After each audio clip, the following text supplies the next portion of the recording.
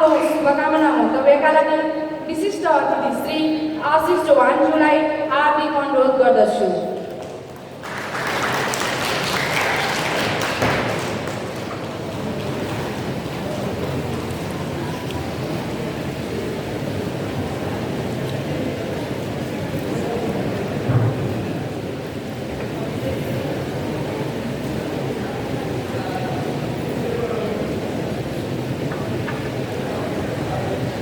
नेपाल आमाको नेपाल आमाको।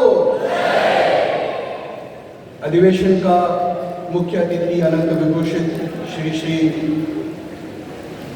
स्वामी ज्ञानानंद सरस्वती जी महाराज जी,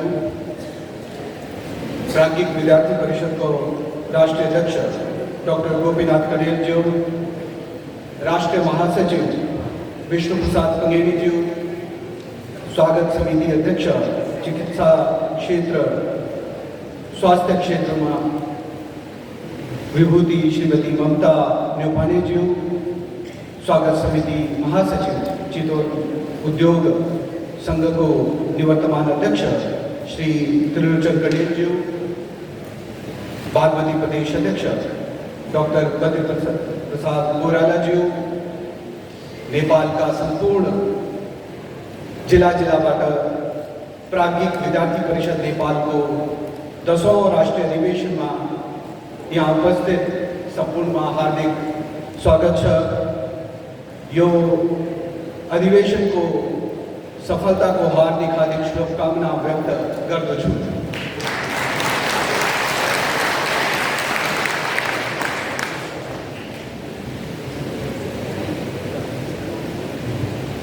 हिंदी भाषा में बोलना अनुमति गर्दछु चाहछु।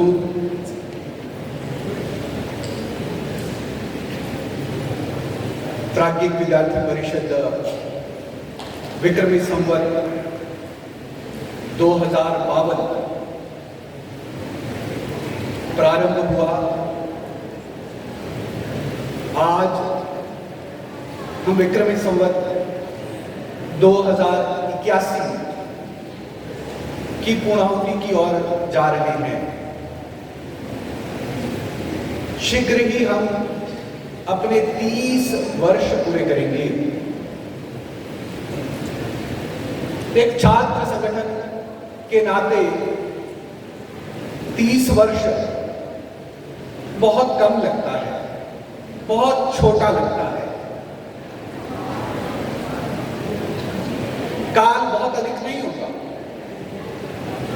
एक व्यक्ति की आयु के लिए 30 years is very less, but for students 30 years means at least 6 generations of students in higher education. उच्च शिक्षा में पढ़ने वाले विद्यार्थियों के लिए 5 5 5 5 5 ऐसा जोड़ते जाए तो 6 जनरेशन आ जाएगी।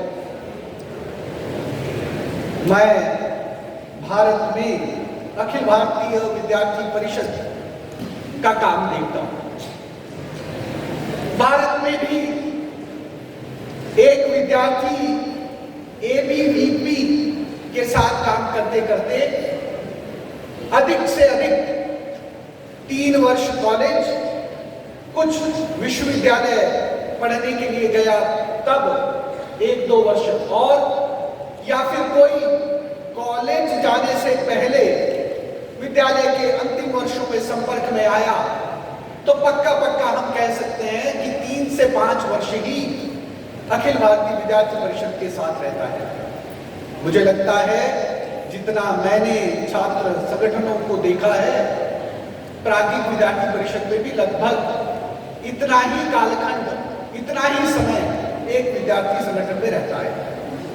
इसलिए 30 वर्ष समाज जीवन में, राष्ट्र जीवन में बहुत कम होता है, परंतु 30 वर्ष विद्यार्थी संगठन के लिए बड़ा लंबा काल होता है। प्राज्ञिक विद्यार्थी परिषद 10वां राष्ट्रीय अधिवेशन यहाँ चितवन भरतपुर में आयोजित कर रहे हैं। इसके लिए भारत के कोने कोने से अखिल भारतीय विद्यार्थी परिषद के कार्यकर्ता आप सभी को शुभकामनाएं देना चाहते हैं। उन सभी के प्रतिनिधि के तौर पर मैं आपके बीच में आज उपस्थित हुआ हूं।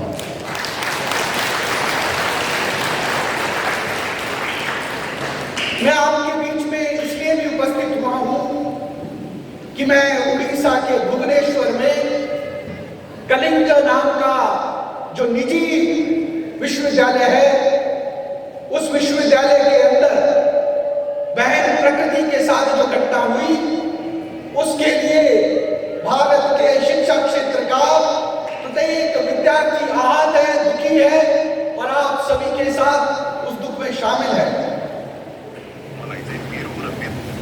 आज मेरी जानकारी में जो ध्यान में आया है, प्राज्ञिक विद्यार्थी परिषद शिक्षा क्षेत्र के अंदर व्यवस्थाओं से लेकर के विभिन्न विषयों को उठाने जा रही है। उसके अंदर कैसे करके घटनाएं या कम हो, यह बिंदु भी चर्चा कर रही है।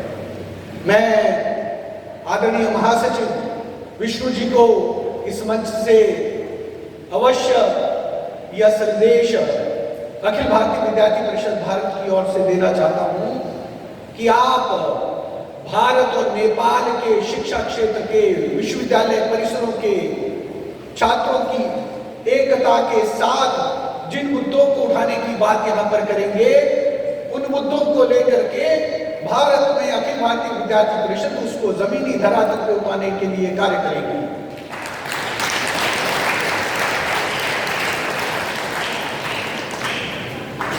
मित्रों, में एक छोटा सा संदेश जो पिछले कुछ दिनों में संवाद के आधार पर मेरे मन में आ रहा है, और 10वां राष्ट्रीय अधिवेशन केवल शिक्षा क्षेत्र और केवल विद्यार्थी विषय के लिए नहीं है, राष्ट्र विषय के लिए भी अवश्य चर्चा का स्थान है। यह भारत, सांस्कृतिक भारत या भारतवर्ष, इसका अगर इतिहास निकाल करके देखेंगे तो शक मूण इसके ऊपर आक्रमण करने के लिए आए और जिन विक्रमादित्य ने उनको परास्त करके सप्त सिंधु से बाहर धकेल दिया, उनको चक्रवर्ती सम्राट की उपाधि मिली और आज हम उनके नाम से अपना संवत चलाते हैं। और वो संवत है जो इस देश की सभी धार्मिक और सांस्कृतिक पहचान का, यह देश जब मैं कह रहा हूं तो मेरा सांस्कृतिक धरातल पर कहने का बिंदु है। इस भारतवर्ष के अंदर सांस्कृतिक धरातल पर धार्मिक उसकी एक पहचान है। हम बात करते हैं कि 1000 ईस्वी के करीब करीब राजा दाहिर सिंध के क्षेत्र में आक्रमण होता है, वो लड़ते रहते हैं और ऐसी सिंध का क्षेत्र जाता है तो देश के सांस्कृतिक एकता का वो बिंदु छिन्न होता है। बाद में इस भारतवर्ष के इतिहास में महाराणा प्रताप का उल्लेख आता है, जिन्होंने संघर्ष करते गए। पूर्वोत्तर भारत का जो क्षेत्र है उसमें लचित बरफुकन ऐसे वीर योद्धा का नाम आता है।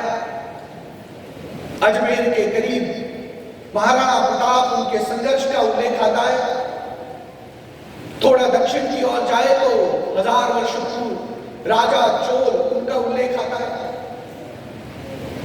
मैं जिस महाराष्ट्र में मुंबई में रहता हूं, वहीं महाराष्ट्र के क्षेत्र से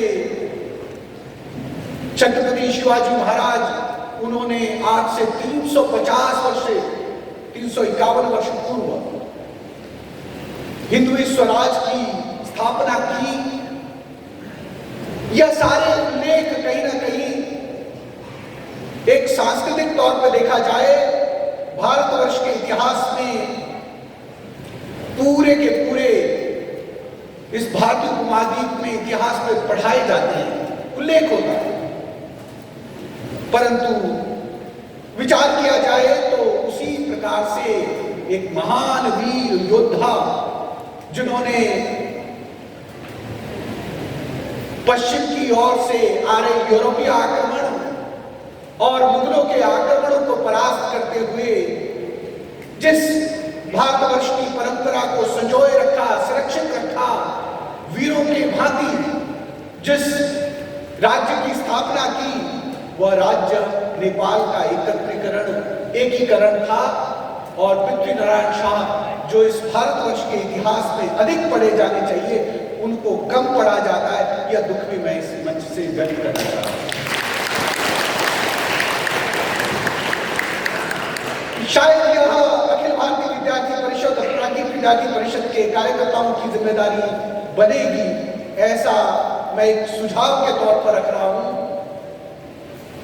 कि भारत में जो इतिहास पढ़ने वाले विद्यार्थी हैं, नेपाल के त्रिभुवन विश्वविद्यालय में जो इतिहास और राजनीतिक शास्त्र पढ़ने वाले विद्यार्थी हैं, ये विद्यार्थी इकट्ठे मिलकर के, विद्यार्थी जब मैं कह रहा हूं तो मेरा प्राध्यापक से भी है, आचार्यों से भी है, वे विवेचना करें, अध्ययन करें कि इस भारतवर्ष के इतिहास में किन शूरवीरों, किन महावीरों, किन वीरांगनाओं का योगदान रहा, जिन्होंने इस राष्ट्र जब मैं कह रहा हूं तो सांस्कृतिक राष्ट्र की सांस्कृतिक एकता को अक्षुण्ण रखा है।